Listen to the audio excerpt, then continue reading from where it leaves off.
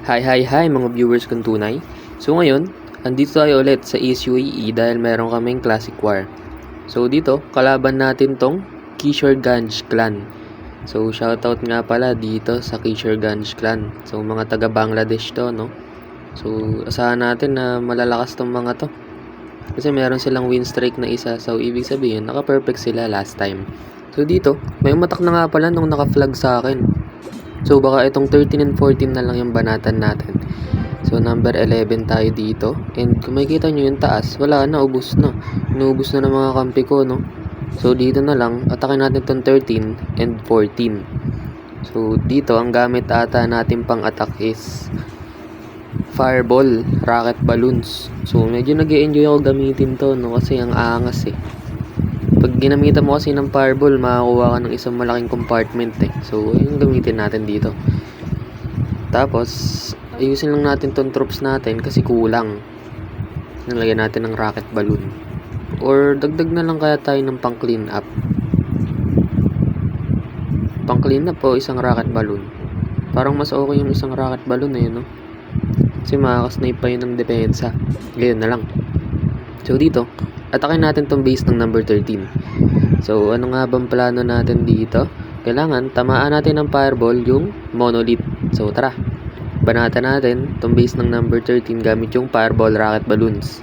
So, dito, unahan natin ng ENB. ENB natin to.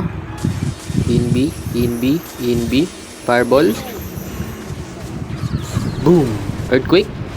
Mabasag kaya? Try mo. Yun lang. Di nabasag. Naku, lumabas pa yung bantay. Kawawa ka dyan, Warden. Mahina kasi yung fireball natin, guys, kaya di nabasag eh. Level 20 pa lang eh. So, di ko pa kasi na-upgrade. So, 7 level pa. Makakabasag na yun. So, dito, lapag tayo ng Ice Golem to tank, sabay Queen, Wall Breaker. Tsaka yung Yeti, pang counter panel. So, dito, rage muna natin si Queen. Kasi papasok na siya. Yan, kailangan niya makuha si Monolith. Siya na lang kumuha kay Monolith. Di nakuha ni Warden. So, sayang yun, no? Dediretso sana yung Queen pababa. Tapos dito pa ako mag-wall breaker eh. Kaso, sige, dyan ka na lang. So, dito, wall breaker. Habot sa gitna. Nice. Makakapasok si Queen para kunin yung Revenge Tower. RC, lapag natin dito. Pang snipe ng depensa. Sabay Siege Barracks. Pang counter panel sa 3 o'clock. So, reach natin si Queen at medyo nasasaktan siya. Totem tayo dito, pan-distract. Hindi na-distract yung Guardian. Oh, wait. Okay, patayin mo muna yung Guardian. So, rocket balloon lang tayo dito sa mga gilid-gilid, no? Pantanggal ng mga depensa. Totem natin to, muntik na si Queen. ENB, nakuha. Nice one. So, si Dragon Duke. Saan natin lalagay si Dragon Duke? So, yun ang tanong. Dito na lang. Kasi, wala na makakaabot dyan eh. Siya na lang talaga. So, snipin lang natin itong mga depensa dito sa gilid gamit yung rocket balloon. Pati itong inferno na to. Kanina pa mangungulit. So, dito. Medyo masakit pa yung likod, no? Mamatay pa ata yung queen ko. Sana hindi. Nice. Kala ko mabibigyan pa si queen eh. Ito. Nice naman. Nakuha natin yung tornado trap doon. So, dito. Nice natin to saglit. Meron pa tayong ability ni Dragon Duke ah. Yan, ability na Dragon Duke. Times 4 natin. Yun. Kuha natin tong base ng number 13. So, lakas ng swerte natin, no? Kahit di nakabasag yung fireball natin, naka 3 star pa rin. So, dito na tayo. Takin naman natin tong base ng number 14, no? So, anong plano natin dito? So, kaya tayo pwede mag-fireball.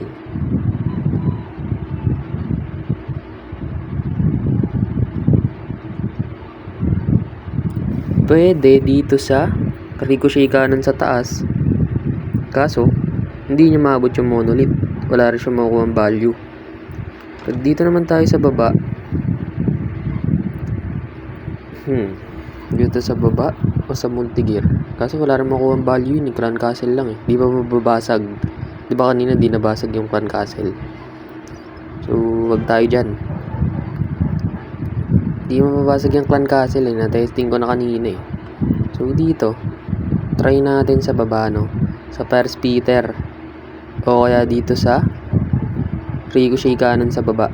So dyan na lang siya kumuha ng value.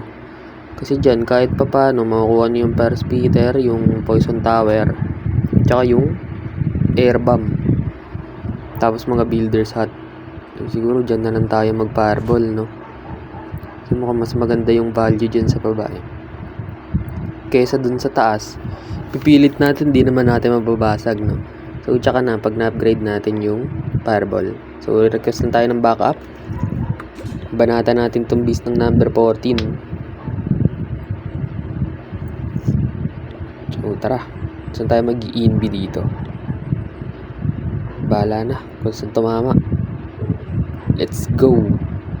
So dito, unahan muna natin ang rocket balloon.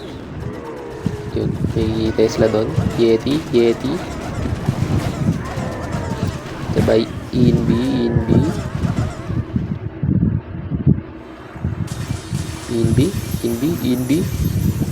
Eto na.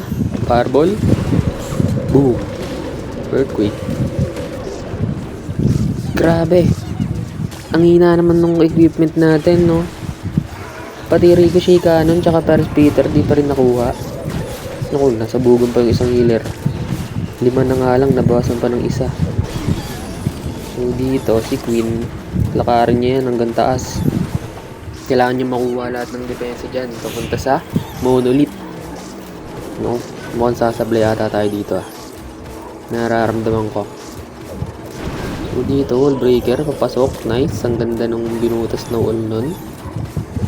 Tapos, lapag tayo ng mga rocket balloon dito. Lumabas na yung bantay, 2 Inferno Dragon. RC, sabay siege barracks sa likod. Poisoning natin. Naku, ba't na kayo pumunta? Sayang naman yung rocket spear ni RC na punta sa bantay. So dito, rocket balloon lang tayo, no? Para di lumiko si Queen. Lalabas kasi yun eh. Wall breaker tayo dito para makapasok siya. So dito, may access na siya sa revenge tower. Makukuha nyo na yung revenge tower, guys. Si Dragon Duke, pakuha natin ng monolith. Yan. So, medyo maganda-ganda pa yung nangyari dito ah. Okay pa to, okay pa. Si Dragon Duke na rin pala yung kumuha sa revenge tower, no? So dito pa-activate lang natin tong invisibility spell. Dragon Duke, tinutukan, nilapagan ng totem na reset. Yung Queen dito may ability pa. Ito na, magpapap na. Dragon Duke ability, tinitipid pa. Mamaya natin gamitin. So may isa pa tayong priest at 2 headhunter, no? Tsaka mga panglinis. Kaso pulado na si Dragon Duke. Ito na, na-force pa yung ability niya. Tungkol saan nagagamitin sa taas. Kaso mukhang hindi kaya. No. Kaya pa kaya to? Kaya pa to kasi may sustain si Queen. Kasi yung oras, ito na, times 4 natin. Bahala na si Lord. Bahala na siya kung aabutin to o hindi. 15 seconds. Ako po. No, mukhang magta-time fail tayo dito, guys. 7, 6. Namatay ba si Dragon Duke? 4, di pala. 3, 2, 1. Yun! Swerte! Buzzer beater, guys. Na 3-star pa natin. Lakas ng chamba natin ngayon ah. Grabe, akala mo yun, inaabot pa yun.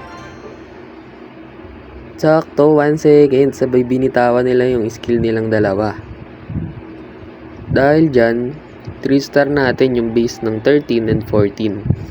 So dito, may mga natitira pang base sa baba. Yung lilinisin naman yan mamaya ng mga kasama natin. So, antayin na lang natin mamaya kung ano nga ba yung magiging final score na itong classic choir namin sa ACUAE.